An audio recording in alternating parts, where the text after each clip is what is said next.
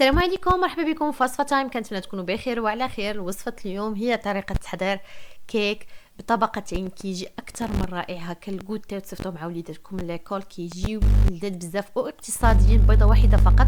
غادي نحتاجوا البيضه تكون من الحجم الكبير، تكون بدرجه حراره المطبخ. نزيدوا على رشه ملح، وغادي نزيدوا كاس الا ربع سكر سنيده. من الافضل يكونوا الحبيبات ديالها ارقاق. كيس سكر فانيليا. غادي نخلط كلشي مزيان، نطرب كلشي مزيان حتى يتغير اللون ديال البيض مع السكر سنيده. وغادي نضيف باقي المكونات.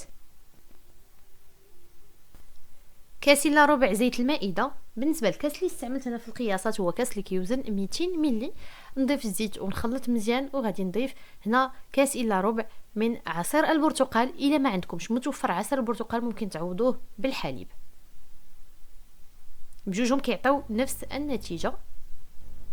وغادي نزيد هنا النواشف، الدقيق الابيض من الافضل يكون من النوع الجيد، وملعقه صغيره خميره الحلويات. بالنسبه للدقيق الابيض غادي تضيفوه تدريجيا حتى نحصلوا على قوام الكيك العادي. وضروري تغربلوا الدقيق باش ينجح معكم الكيك. صدقوني كتجي رائعه، كتجي معلكه ولذيذه بزاف، كيحماقوا عليها الكبار والصغار. نبقى نخلط بحال هكا.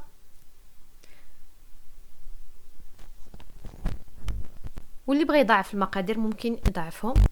انا كنوريكم جميع المراحل باش تنجح معكم الوصفه.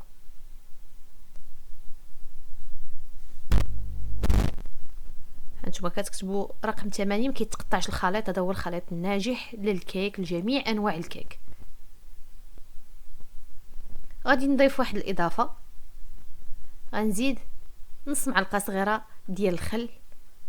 اي نوع خل عندكم كتعطيه واحد الهشاشه وواحد الطراوه للكيك رائعه.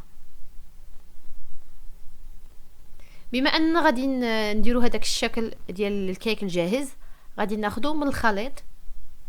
ناخذ تقريبا واحد المعلقه ونص من الخليط الابيض، وغادي نضيفوا ليه ملعقه صغيره من الكاكاو الخام او الكاكاو المر. وبما اننا غادي نضيفوا الكاكاو اللي ناشف غبره، يعني خاصنا نضيفوا شي حاجه من السوائل. غادي نضيف، انا درت عصير البرتقال، غنضيف من عصير البرتقال باش يكون عندنا نفس النكهه.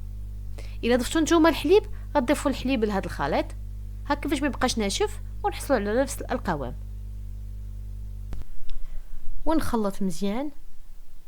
ضفت العصير، كنحاول نوريكم كلشي. ونخلطوا ونفرغوه في واحد القمع بلاستيكي ولا شي بوش عندكم. غنجيب هنا اللاطه اللي غادي ندخل الفران. هذه فاش غادي نطيب. عندي هذه ديال السيليكون. ما عندكمش ممكن ديروا غير ورق الزبده وتفرغوا فوق منه الخليط في الطاوه العاديه د الفران. صافي غادي نسرح نوزع الخليط مزيان.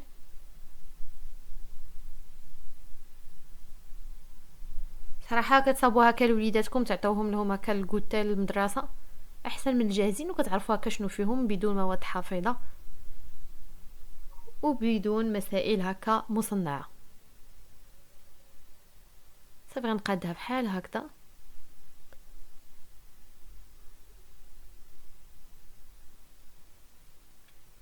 وغادي نجيب الخليط اللي زدنا عليه الكاكاو، نديرو به خطوط. شوفوا نتوما الشكل كتبغيو الخطوط يكونوا يعني مفارقين ولا مبعدين ولا مقاربين. انا كندير 2 معلقات. صراحه 2 معلقات كتار بزاف على هذا الكاكاو، يعني ديروا واحد المعلقه كبيره هكا عامره ولا معلقه ونص كافيه. هاد الخطوط اللي كيتقطعوا ماشي مشكل، راه غيتغطاو من بعد. صافي غنكمل هكا ونزيد عاوتاني خطوط وحدين اخرين الوسط. بما انني كيف قلت لكم درت 2 ديال المعالق ديال من الخليط وعززت عليهم كاكاو، عطاتني كميه كبيره ديال الخليط بالكاكاو. صافي هنا غادي ناخذ واحد السكين ولا كوردون، اي حاجه متوفره عندكم، وغادي نحاولوا نديروا هذوك الخطوط هكا. نديروهم هنا في الاول في نفس الاتجاه، ومن بعد نقلبوا الاتجاه الاخر هكا وسط منهم باش يعطينا هذا الشكل الجميل. وندخلوها للفرن مسخن على درجه حراره 160 درجه. راه دغيا كطيب. ردوا معاها البال دغيا دغيا بالزربه كطيب، حيت راها الطبقه راها رقيقه ماشي كيك اللي عريض. ردوا لها الباب تقريبا واحد يعني 10 دقائق 15 دقيقه ماكسيموم راها كتكون طابت. صافي غنخرجوها، ما كتحمرش، كيبقى اللون ديالها هو هذا، باش كتعطيكم واحد الكيك اللي راه طري ورطب. غنخليوها حتى تبرد تماما. ردوا لبال هاد النقطه، وعاد نقسموها. السمك ديالها ما كيكونش عريض، خليوها كيف قلت لكم حتى تبرد تماما، وعاد نقسموها هكا على جوج.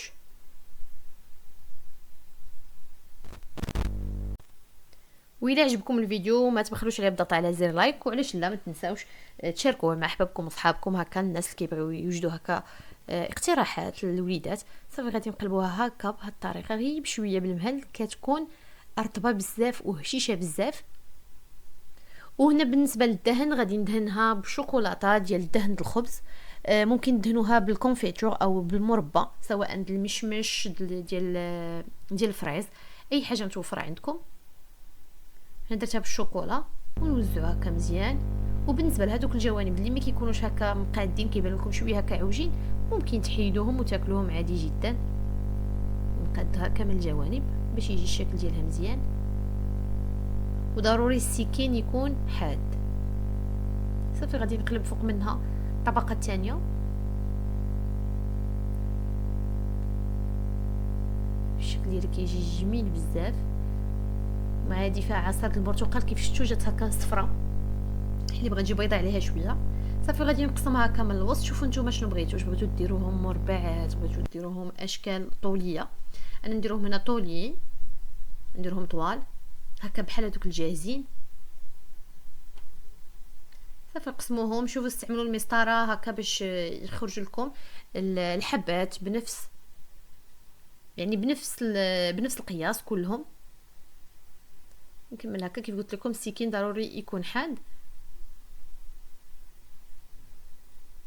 وممكن ديروهم في كويغطات عاد تقدموهم لوليداتكم وتعطيوهم ليهم. وهذا هو الشكل ديالهم النهائي، كيجيو لذاذ بزاف، رائعين كيف شفتوا، وساهلين، اقتصاديين، بمكونات متوفره في كل منزل. شكرا لحسن التتبع ديالكم. الا عجبتكم الوصفه كيف قلت لكم ما تنساوش تبارطاجوها مع حبابكم صحابكم، ما تنساوش ديروا لي لايك دعما وتشجيعا لي. واذا جربتوا اي وصفه من وصفاتي ما تنساوش ترسلوها لي عبر صفحتي عبر الفيسبوك اللي كتحمل نفس الاسم، وصفه تايم. وبصحه وراحه الناس اللي غادي يجربوا الوصفه من دابا. وإلا عندكم اي اقتراحات، اي وصفه تحبوا تشوفوها على القناه، مرحبا بالاقتراحات ديالكم، سواء هنا في التعليق ولا عبر صفحتي عبر الفيسبوك. اكون جد فرحانه. والى اللقاء في وصفه قادمه ان شاء الله. تهلاو في راسكم. السلام عليكم ورحمه الله تعالى وبركاته.